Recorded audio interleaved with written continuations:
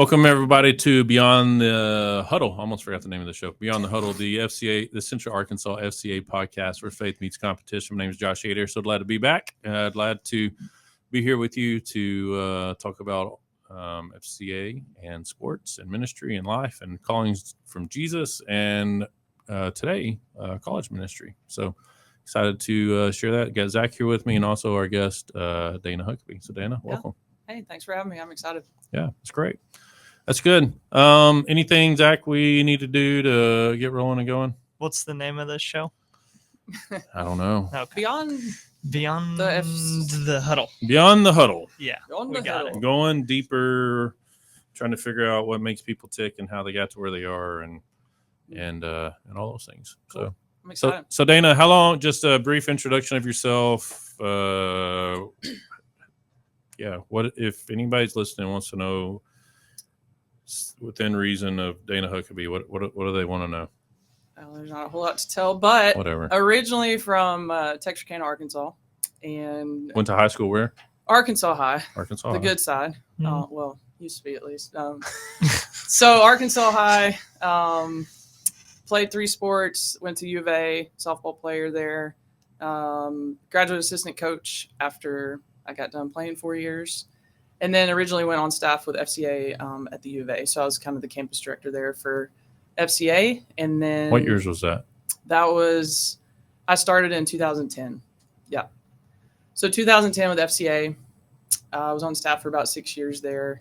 And then actually moved to Central Arkansas to Conway. So I've been in Conway about 10 years.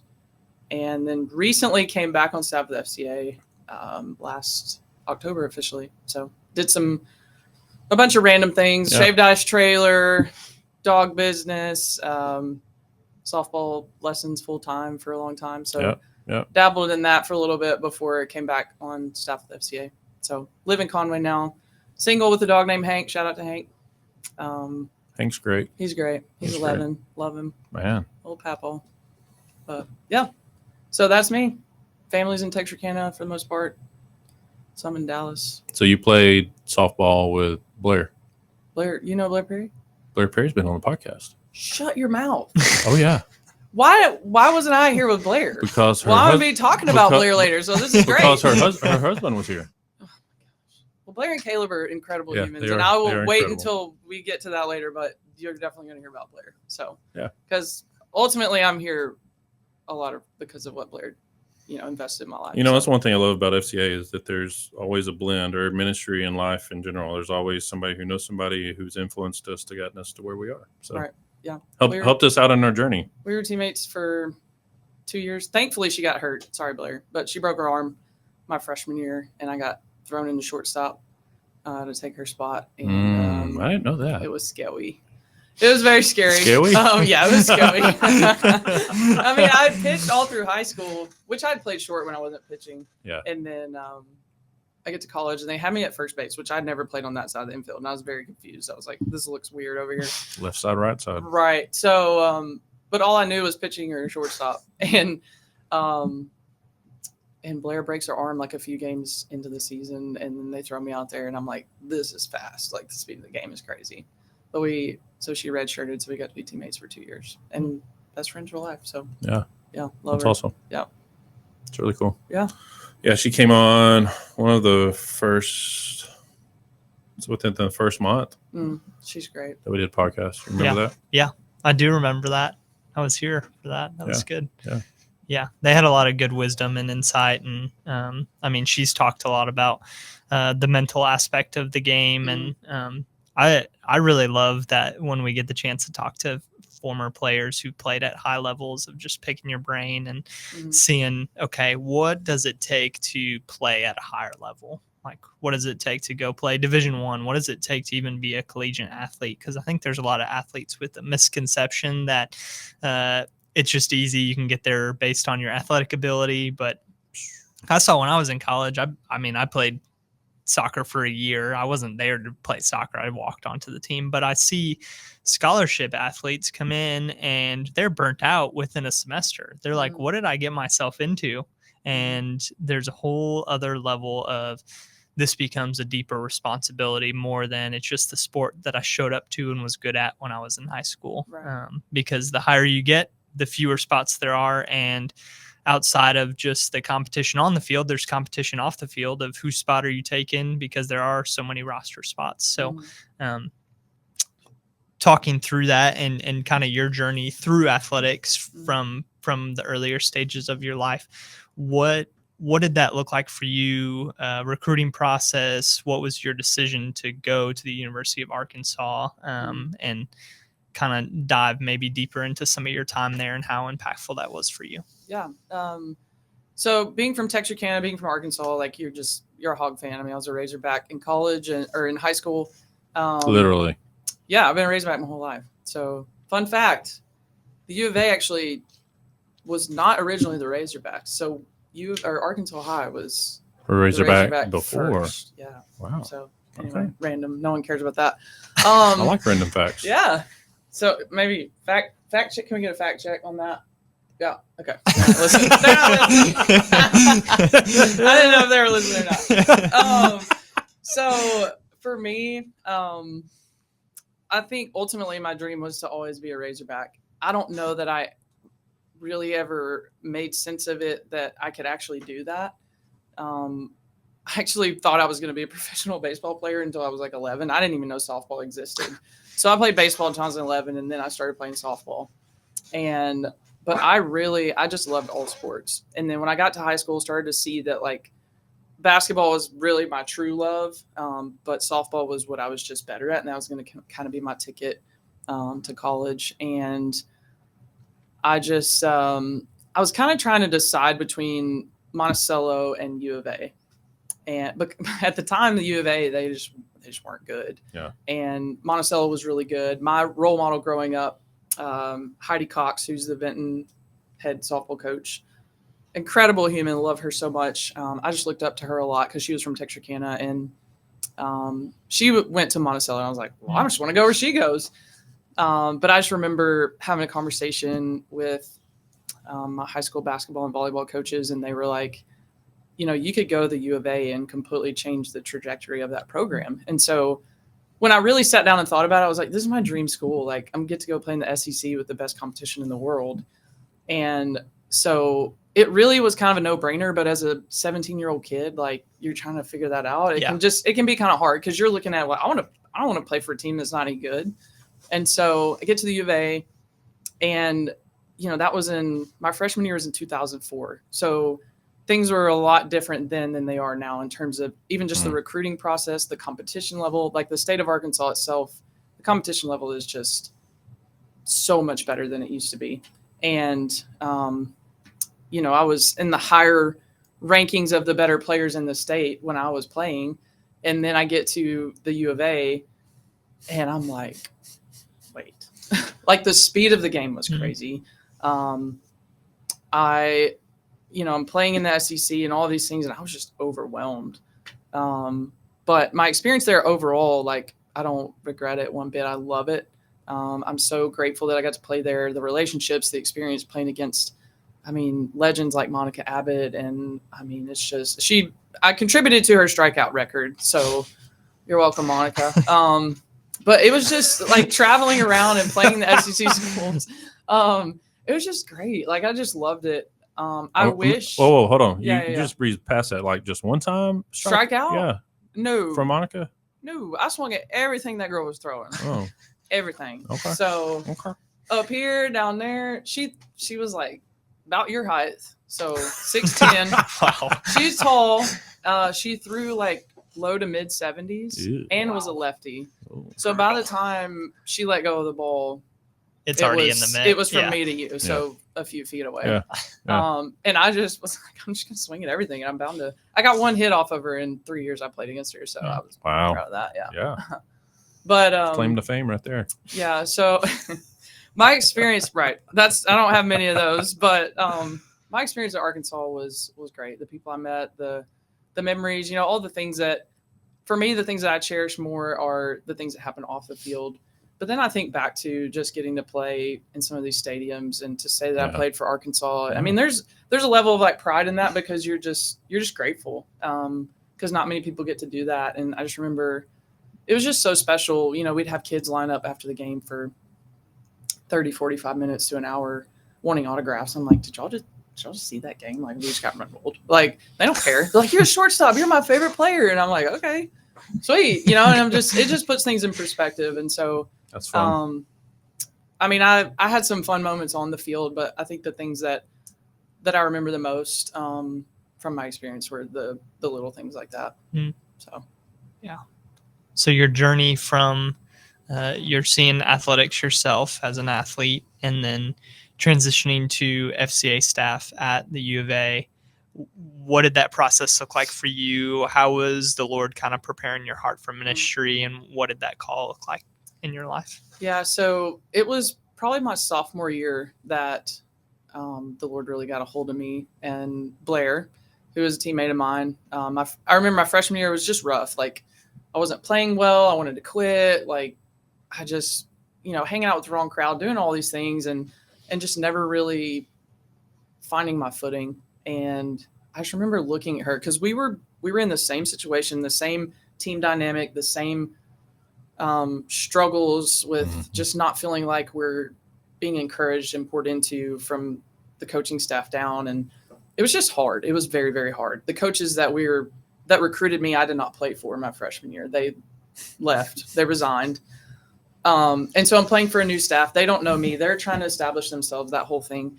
So my freshman year was rocky. But I remember looking at Blair and just seeing something different about her. Like, we're going through the same hard things, the same difficult coaches, who it was just really cool to see the Lord redeem all of that later with the coaches and stuff, which I can talk about that later. But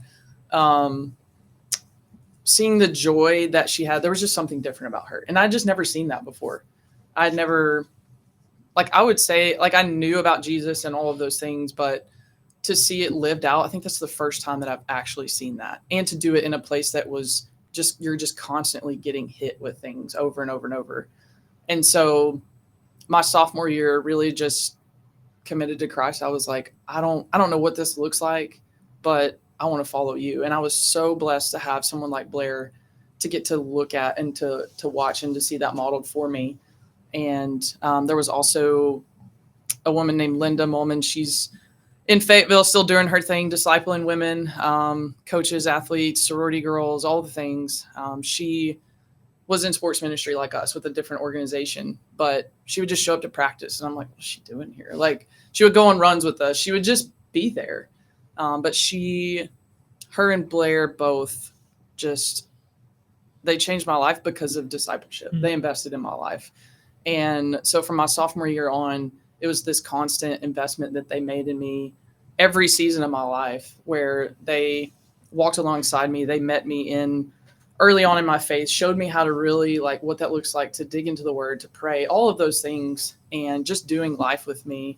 And discipleship changed my life through those two relationships. And so for me, it was something that I just couldn't get enough of. I was like, I want to continue to be around these people because they love Jesus, and I want to know the Jesus that they love, and I want to love Jesus like they love him. And so they just inspired me, and my life was changed through those relationships. So kind of fast forward to my senior year, I ended up going to be a GA because I didn't really know what I wanted to do. But I just remember a conversation I had with Linda, and I think it was my senior year, and I was like, I love your job. Like, you just get to hang out with coaches and athletes and talk about Jesus. She was like, yeah, it's pretty cool. And I think in that moment, the Lord he had already obviously been working in my heart, but I've always just had a heart for people, a heart for relationships. And I think the Lord was just preparing me for obviously what he had, the call in my life to be in full-time ministry. And so fast forward to FCA is now present in Fayetteville. They're now on campus. I get connected with Becky Patterson, and I knew that I wanted to go into ministry in some capacity, but I didn't know that there was an opportunity with FCA. I'd heard of FCA, but never was involved. It just wasn't something that we had. And so I get in contact with Becky, who I was a graduate assistant at the time, and I was leading Bible study with the team. So I connected with her and just had a conversation of like, hey, what does it look like for somebody to come on staff with FCA? And she's like, well, we've been praying for a female to come on staff just like you. And I was like, okay. Because in my mind, if you would have asked me what my dream job was, it would have been to work with the female athletes and coaches at the U of A. Obviously, it's where my life was changed and where I wanted to give back and invest in. And so that's kind of how it started for me.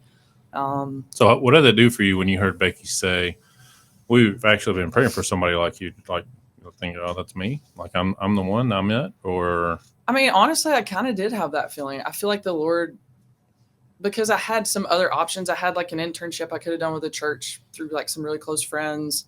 I considered the Kanakuk Institute because I was a counselor at K2 for 3 summers. I just knew that I couldn't get enough of learning about the word, and I couldn't get enough of like wanting to share that with other people. So I knew it was going to look something in the form of ministry. But when Becky said that, there was just like a peace that, I'd prayed that God would make things crystal clear.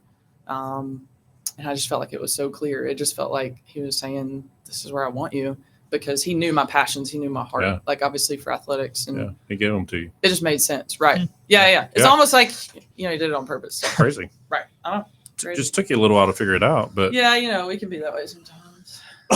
Stubborn. I love what you said. Sorry, not to cut you off. No, go ahead.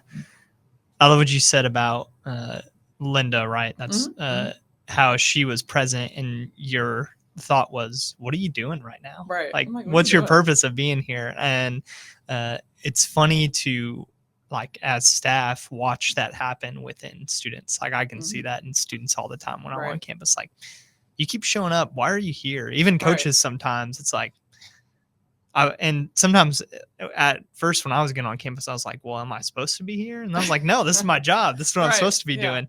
But as that time goes on, then students and coaches kind of realize, okay, like this guy's here for a reason, whether they even know the full structure and like magnitude of what FCA is and what we do. It's like that person decided to show up for us today. They decided to show up and be present with us today. And the importance of that, there's no price or amount of importance that like you can put on that, because some people just need someone to show up for them and to be present with them through what they're struggling with. I just thought that was a cool part of, like, that's what we get to do every single day, whether it's college ministry, high school, middle school, any kind of ministry that we're doing with FCA or within our local churches, whatever it may be. The importance of just being present with people, you can't quite put a price on that. So definitely not.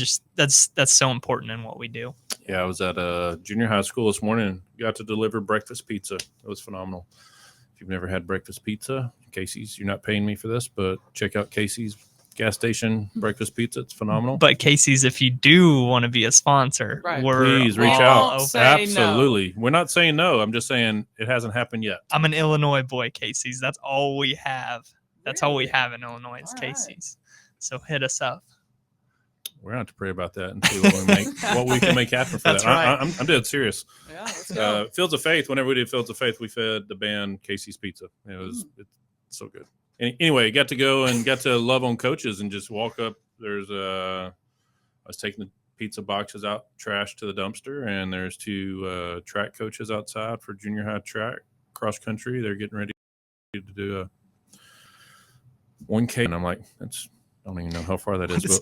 What's a 1K? Doesn't sound very far. But I don't I'm not know. saying I could do it, but like. Well, in Cabot today, this is Halloween when we're recording, but this will come out November 10th. So a couple of weeks previously from when you're hearing this, they did an inspiration run where they run from every Cabot campus. There's a group of people that's running to every campus. So we're talking about doing the inspiration run for 1K between the 2 schools. It was 1 kilometer. So, no disrespect for anyone who's running a 1K. It just caught me off guard. I don't know how far that is. I'm trying to do the math and figure that out. Well, I mean, 5K is like it's 1,000 meters. So it's like 2 laps, 2 1/4, 2.5.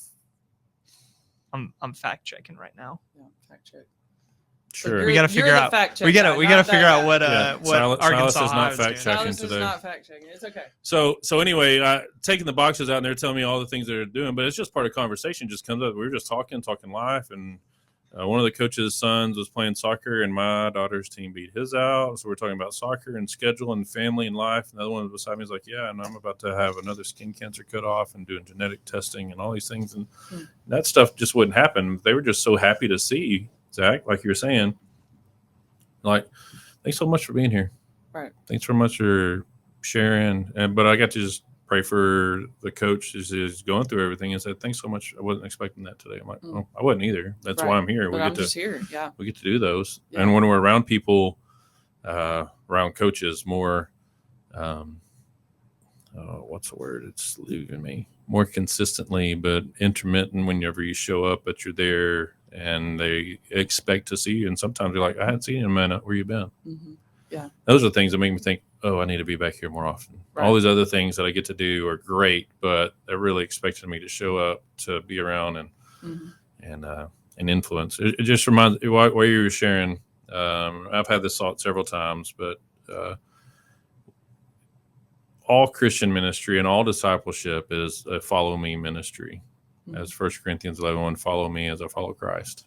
Imitate me as I imitate Jesus. Mm-hmm. And we get to see that. And that's what was lived out in front of you. And that's why you are who you are today. And what you've done when you were on FCA staff at University of Arkansas and in the time between to what you're doing now at UCA. Mm-hmm. That's always what I've known of you, because when I was on staff at Mount Carmel and Cabot 2011 to 2017, I always heard of Dayna because one of our students, Melissa, came to play on the Hill, and Dayna was always brought up and everything else. And then one day I showed up to an FCA huddle. Mm-hmm. Yeah. I had no idea where I was going or what I was doing. I was up there for a youth minister thing. I'm like, youth ministry is great. Let's go hang out with some athletes. I need some athlete time. So I do remember that. So it's sweet. Yeah, Melissa and she's one of my best friends to this day. Yeah. And I just think about the time that we spent together and just those sweet relationships. I mean, it's just what we get to do is really special. Yeah. And I love what you're talking about, the moments that you show up, the unexpected moments at practices. And I think I've found myself just praying more and more each day, like just for an awareness that I would, wherever I show up, because I think one of the hardest things for me is I want to be in a lot of different places, and we could really go anywhere and God could do anything, but it's like, what's the best thing that you have for me? Like, where do you want me to walk today? And so discerning that, but also when you are there, just having this awareness of, okay, Lord, like, who do I need to take step towards? Mm-hmm. And sometimes that's like pray with them. Sometimes it's like, hey, how are you? How's your day going? But some of the sweetest conversations and the ways that I've seen relationships really grow this year have come from just being present, and then just listening and just being available to pay attention to what they're saying, and then to step into those conversations. Because, I mean, I think we take for granted the simple question of how are you? Like, even in my own life, I'm like, how do I have people asking me that? Like, but also, like, I don't ever want to take that for granted in like the time that I'm spending with people, because that question can hold a lot of weight 100%. To a lot of people. So, yeah. You get the surface level, or you can get the deep down. Yeah, I'm not really a surface level girl. The deep dive. I like to jump in, but sometimes, you just kind of stay there. Which is like this podcast. We're not just surface level here. We want to know what makes you tick and where you're at and why and what you're passionate about and all those things. Right. Yeah. And for more people to hear the story of Dayna and the ministry that she's doing. So ultimately, long term, they can support you in prayer. And if God leads the opportunity, they can support you financially. And that way you're on the field longer and able to make more impact. Love that. Appreciate that. Yeah, absolutely. Yeah. That's what teams do, right? Yeah, that's right. Yeah. For anyone who's been on the edge of their seat waiting, a 1K is 0.62 miles. So that my body hasn't even warmed up yet by the time we're getting to 0.62 miles. But so it's 2 laps. Yeah, sure. Yeah. And also Arkansas High had the Razorback before. Yes. University Thank you Arkansas. For fact-checking. Yeah. They were the Cardinals, 18, right? U of A was the Cardinals. 1870, Arkansas High established the Razorback in 1910. There was 1873 or something. Right. 1910. Yeah. You had it pulled up, and now you're acting like you've never seen it before. I knew. All I knew was all I needed to know was that it was true. It was before. That I wasn't lying. We were whoa. Yeah. We're experiencing technical difficulties. Just a second. Josh has never used a microphone That's your humbling before. moment. That's I your think we're good. humbling moment. I need my headset back, I need guess. help. Oh, man. Dave, Wow. Dave Ramsey needs to make us come back. Yeah, that's good. Big head out of the way. Oh, Inches. man. There you go. Josh is having some issues here. If you're watching on video, Just good. That's where you need to watch because there's lots of stuff that you can see on here. It's real life, man. This is not Real life. edited unless Silas decides to add something or take away. I don't know, but That's true. you're talking to me in my headphones. Oh, that's Thanks. trippy. I was gonna say Okay. no one God. can I hear don't know what how he's any saying of right this now. works. So Silas can say whatever he wants to. This is That's creepy. great. It's crazy. Okay. Crazy. So to get us back on the Yeah, tracks come on. All right, here, let's go. talking about ministry and remind me how long you've been out in Conway now for FCA, for FCA ministry. officially like last October. Okay. So about a year. Yeah. So share maybe a little overview of the different areas that you've been able to serve and get established in, and then we'd love to hear a story or two of some impact that you've seen, whether it was your time in Conway or previously at University of Arkansas. Yeah. I know that just what I've seen on social media and heard from you that there's some really cool, and even some of the girls you brought to FCA camp, like there's been some really, really cool discipleship opportunities. So I'll definitely be sharing about them. Yeah. Go ahead and yeah. just dive into it and share a little bit about what you've been able to do. Man, there's so many things that I could talk about, but I think when I started out last October, no one knew who I was, it was way different from my last stint with FCA. I'm at the U of A. I know everybody because I've just been there for 6 years. You were an athlete there, and you just Right. get to I know all the build on those admins. relationships. I know the coaches. I've just played with most of the softball team. So stepping into working with different teams, it was just like seamless. It was just like, well, I'm already doing a lot of this, but now I'm just expanding. So starting out here in Conway, I had a connection in the sports world and obviously knew like Ryan and my now boss in Conway and that sort of thing. But I kind of had to start fresh. And so it started out kind of slow, but there were connections at the high school with the basketball team who they've just got open arms, for FCA, and they love having us around. And then actually the UCA women's head golf coach was a former Razorback golfer, and I mentored her in her time at the U of A. Well, now she's the head coach at UCA. Wow. So she was one of the first people that I reached out to and was just like, hey, I'm coming on staff with FCA. Would love to connect with your team, serve you guys.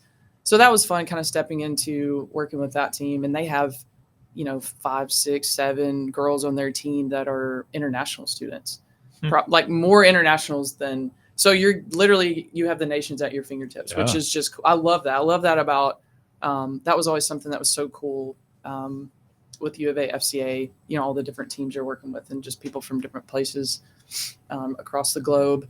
But it kind of started out slow, really spent most of my time with Conway High School basketball and then UCA golf.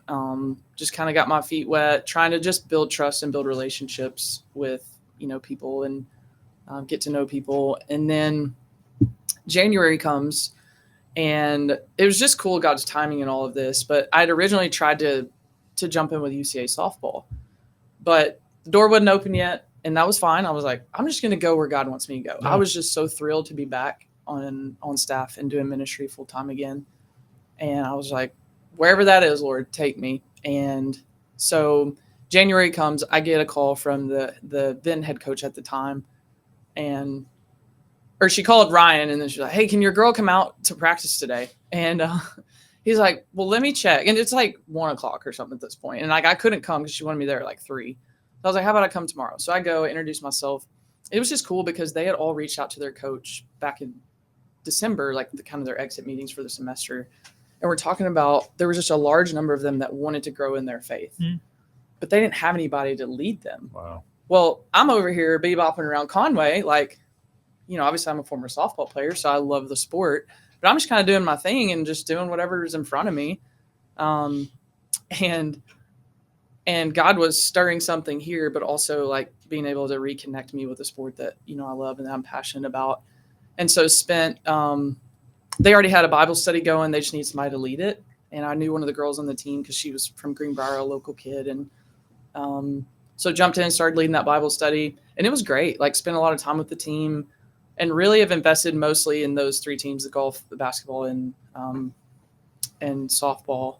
And each looks different. With the high school, it's more of like now that I'm next month turning a significant number in age, the big 40. I'm having a little bit of an emotional. Actually, it's gonna be great. It's gonna be great. So I'm turning 40 next month. But there we go. When I was previously in ministry, I was in my late 20s, and so I just didn't really think coaches really wanted to hear what I had to say, and that was more so something that I had put on myself. But so now I'm fast forwarding with the high school team. Obviously, I love connecting with high school students, but just seeing the relationships that I can have with the coaches has been really special. And so that's kind of more of where I feel like the Lord is opening doors for me there. And then with the softball team, leading the Bible study, taking a couple of those girls to camp. And, I told them, I was like, camp is my favorite week of the year. Arkansas FCA camp, for those who are curious. Camp. Yeah. Right. Spring Lake. Let's go. June. Best AD in the biz right here. Panda Josh. Can we get it? Nope. Not paying attention. Okay. Cool. Anytime I call on him, he's not looking at me. Me or Silas? Silas. Panda Josh. There you go. Best AD in the biz right there. AD means what? Athletic director, FCA camp. At camp, and that means what? What? And that means what at camp? He's in charge of the competition. So he puts together all the games for 500 people. And organizes and schedules and makes sure nobody gets hurt and supplies delivered. And it went flawlessly this summer. We didn't have many people go to the hospital this past year. No, just one of my girls that I'm about to talk about actually took her in a wheelchair to get her broken leg looked at. Love you. Love you. It doesn't always pay to take shortcuts. Right. Man. Hey, listen, with the conditions we have, sometimes it's a blessing. Yeah. But your kids are safe if they come to Arkansas. Kids are safe. Hospital's not far. Everybody goes with them. Everything's taken care of. It's above board. We know what we're doing. I got there in now. 18 minutes. Wow. So, and the Spring Lake volunteer people are great. They get, Anyway. So Dayna's saying that about me being athletic director because she's the former athletic director and all those things. She's got a different role. We'll talk about all that. Yeah, we'll talk about that later. Hopefully if we have time. Yeah, sorry. So you're good. Where are we at? Camp. Taking them to camp. Favorite time of the year. Yeah, favorite time of the year. And I told them, but how can you prepare somebody for camp? You just can't. Yeah. You can show them videos, you can tell them it's great, but it literally is my favorite week of the year. And even when I wasn't on staff at the FCA, I was at camp. I was still at camp. Yeah. And it was just really special. So show up to camp, I get wrecked in a way that I never have at camp. It's my favorite summer that I've ever had. I just think God showed up in ways that were just so tangible and so sweet. But to watch the two of them, 2 seniors on the UCA softball team who had relationships with Christ, one a little bit longer than the other, but to watch them not just fall more in love with Jesus, but to what we talked about, get it. They caught the vision of discipleship. And that's what I've invested my entire life in because it completely transformed my life. It changed me. And I'll never be more passionate about anything. And obviously through that, sharing the gospel, but watching them get it and see how God just so intentionally connected the dots with every kid that was in their huddle, sharing a similar part of their story or struggle that they had walked through. And just seeing how the Lord stepped in those moments, but watching them see the power of investing in other people's lives, but it coming from an overflow of their relationship with Christ. And so that was just so special for me, and getting to walk alongside them. And there are other sweet relationships that I get to just invest in, that the Lord, I'm just so humbled that God allows me to walk alongside these coaches and athletes. But those two have been really special to me. They hold a special place in my heart, and just watching them grow and be passionate about loving their kids from camp and, driving an hour on a day off to go to Hot Springs to watch them dance for 4 minutes at a football game. But they're just pouring their lives into other people. And that's what it's all about, this multiplication. And I could keep rambling because I got a lot more to say about that, but I'll pause for a second. Why? Okay, I'm going to keep going. So I've been reading Matthew, right? We've all read the Gospels. Hopefully, if you haven't, you should pick them up. There's 4 of them. There's 4, Matthew, Mark, Luke, and John. And, the life of Jesus is just, it's awesome. And I just think about, He did a lot in 3 years. He did a lot in 3 years. Yeah. But everything he did was so intentional. Yeah. And it was so purposeful. And in all of the things he did with the masses and the crowds and the getting off by himself, like, he spent the majority of his time with his people, his 12. And I want my life to be the same. He spent the time with the Father, but he also was investing in the 12. And just watching that, like, the Gospel of Matthew is just coming to life more and more for me as I read it. And just thinking about, like, what was he thinking here when they're saying that, like, just asking myself questions that, like, the Bible doesn't, like, necessarily say, but it's just kind of fun to think about. Yeah. I was listening to Dallas Jenkins' podcast. He was talking about The Chosen and just how he asked himself those questions, like, when he was making the show. They're just like, I wonder what this person was thinking during this moment. And it's just cool. I just feel like the gospel's really come to life. But all of that to say that. So it's those little things where you actually love the Lord your God with all your heart, soul, and your mind. Mm-hmm. Wondering what was going on there. Mm-hmm. But I feel like what you're saying, a lot of times we just read it, take it for what it is, and we don't explore further, Mm-hmm. which could open your eyes to more things of the story, and more than the Holy Spirit impart more things to you that you need to change or do, or Right. and all those things. Yeah. I just love how, like, sometimes, or at least for me, I don't know if this is y'all, but I can make things so complicated. Oh yeah. And I can just try to do so much. And what I love about Jesus is that he was never in a hurry. And he was always going at his own pace. Whatever pace that was, he was going at his pace. And people were just drawn to that. And sometimes he would need to speak to the masses so he could get their attention. So then he could actually tell them what he really wanted them to know. I just think, I just want to model my life after Jesus. And if he's spending the majority of his time investing in those few, then that's what I want to do. And that's what I want to teach other people too. And I just think it's so sweet. It's so simple, just loving people and pointing them to Christ. If my life can point someone to Jesus, then I would say it's a win for me. So yeah. So piggyback on that, let you refine this a little bit further. Mm-hmm. You say you want your life to embody Jesus, and that's what people see in your life, leading people to Jesus. So what's the dream and the vision and the passion for your ministry in Conway? Right. What's a God-sized dream that you're going to put out here that people may want to come alongside of, or maybe not even thought about it? But I think you have, though. Yeah. What's the dream? What's the vision? Why has God brought you back for this reiteration of FCA ministry to be lived out in Conway?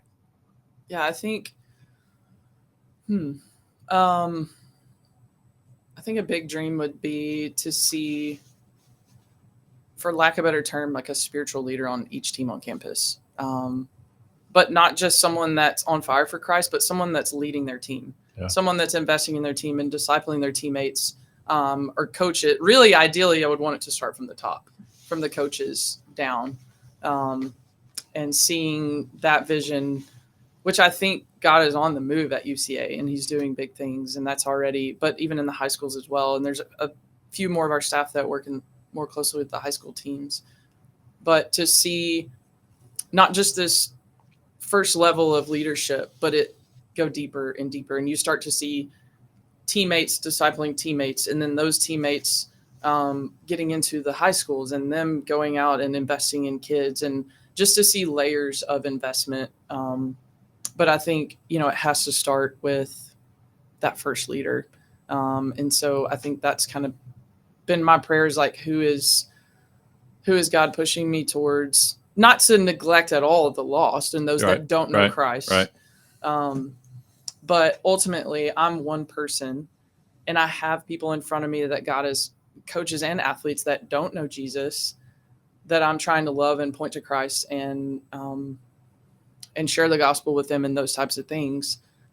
But most of my time I'm spending investing in those leaders, and because multiplication is better than addition. And so if I can invest in leaders, and leaders can reach the lost on their team a lot more effectively than I can. If there's 30 people and I'm and 25 of them are lost, but you've got 5 leaders, then, Yep. Divide and conquer. So when you say leader, you're talking about define leader. yeah, I think for me, kind of going back to what I said earlier, someone that gets it, someone that is obviously they're pursuing Christ and they're living from an overflow of their relationship with him, but they're seeing the importance of I'm not just consuming this and trying to grow and be more Christ-like. I'm consuming more of Christ because I want other people to know Christ. And then I want them to see the importance of other people knowing Christ. So I would say someone that is living and loving others from an overflow of their own relationship with the Lord. So would you say that spiritual leaders are born or made? So is that like a chicken or the egg question?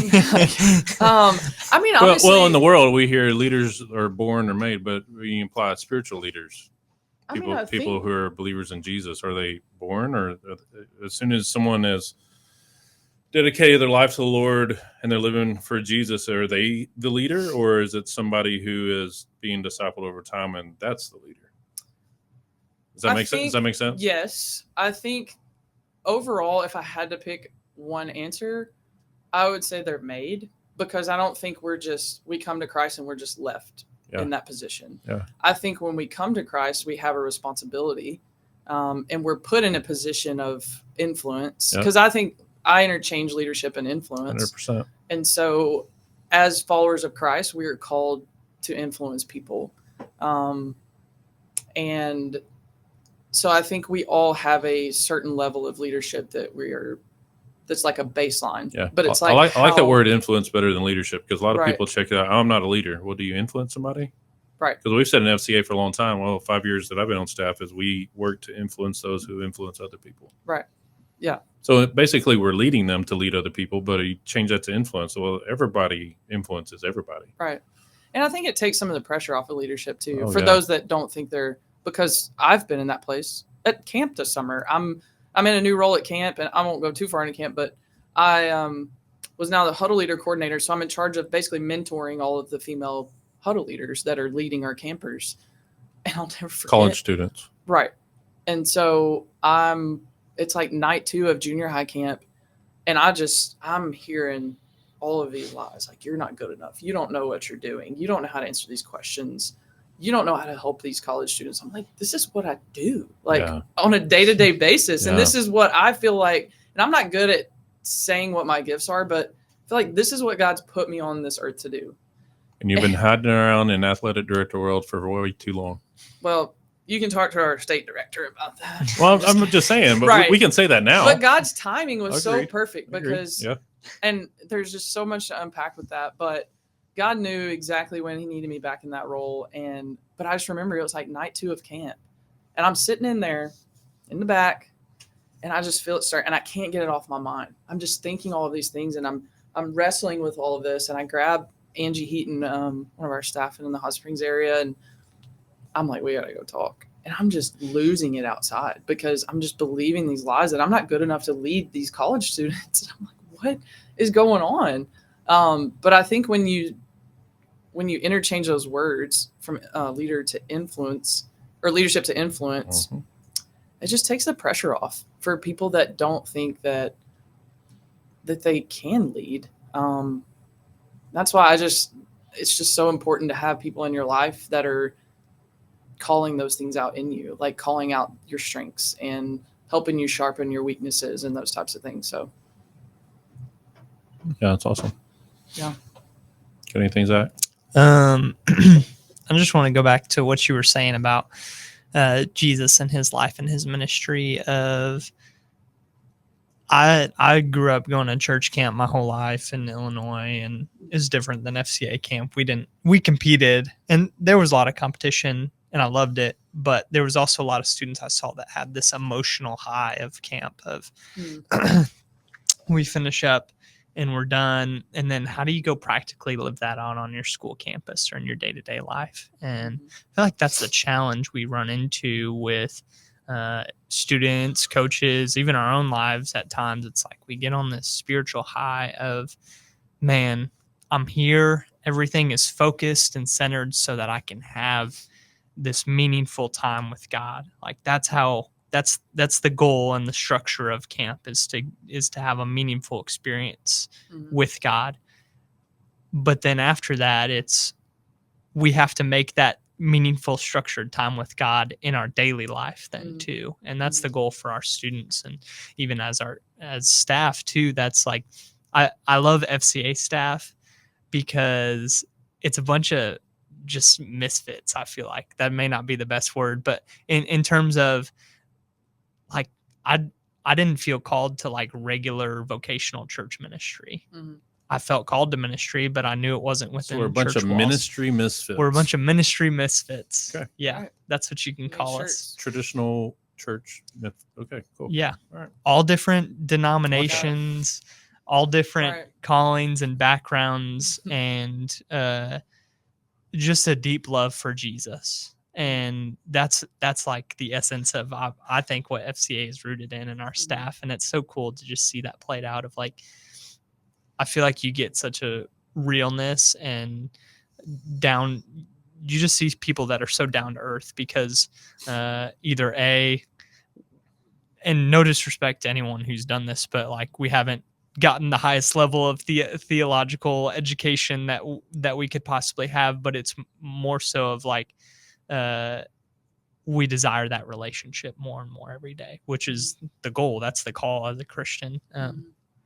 All that to say, it's cool to see how the Lord uses people and leads people regardless of their status or whether they're even qualified to do what they're doing, because none of us are qualified to do anything. It's God who brings the qualification. It's God who brings the strength for what we're doing. So regardless of where you're at in ministry or what you're doing, praise God for the education that we can get to dive deeper into what Scripture says, and praise God for those who don't have it and have just a real deep, tangible sense of what relationship looks like and how to build that too.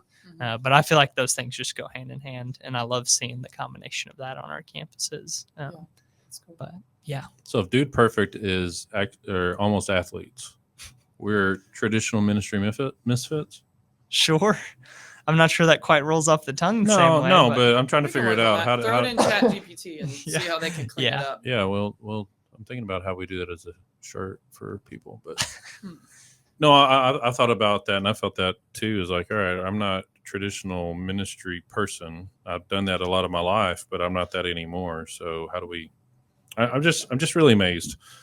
We pray for people to come on staff. We pray for people to join in ministry. We pray for people to come as character coaches for teams and everything else. And it's never the people.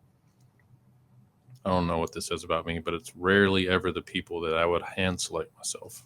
And it's always the right people. It's always the perfect people. God has a higher plan. He has a bigger plan and purpose for us, but we're constantly praying, God.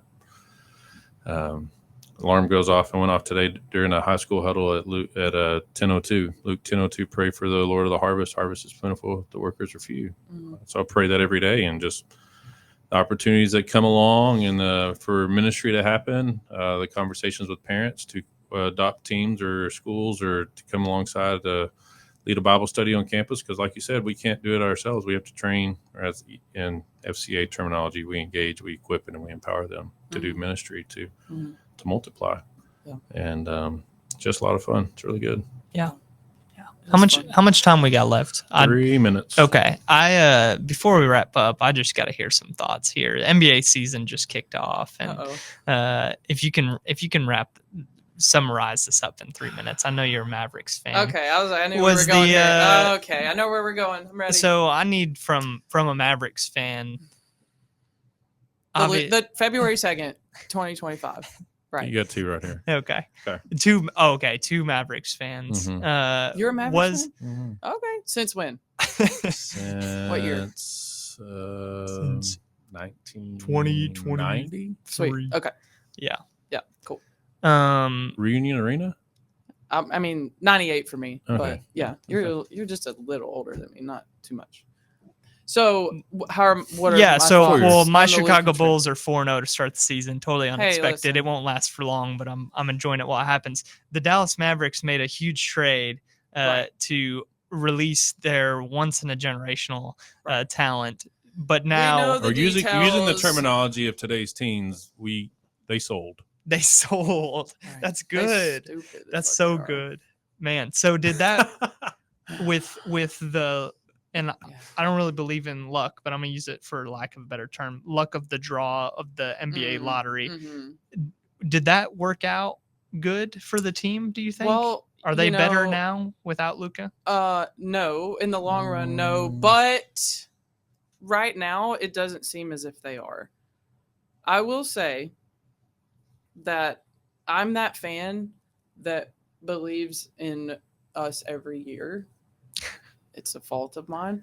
Yeah. But I Well. will say I like the direction we're going, and I like what I've seen from Cooper Flag. Is he Luka caliber? No. Could he be? I don't know.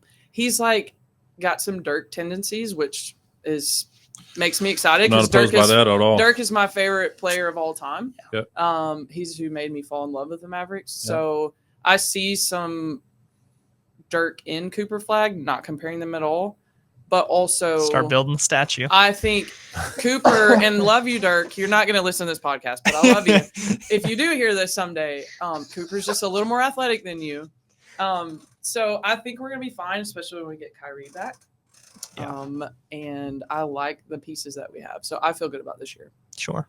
But they got to deal with I that. miss Luka, and watching him in yellow makes me want to throw up, if I'm being honest. Yeah. I don't watch him in yellow. It is. Well, I don't watch him either, disgusting. but I see the highlights and the constant things on my Facebook. Luka, 40 points, 41 points. I mean, he's a scorer. He's great, but he also has a mouth and doesn't know how to shut up. He does, and I yelled at him a lot through my TV. But I will always love Luka. But to have a player on your team now that when you sing the national anthem, the entire stadium yells flag.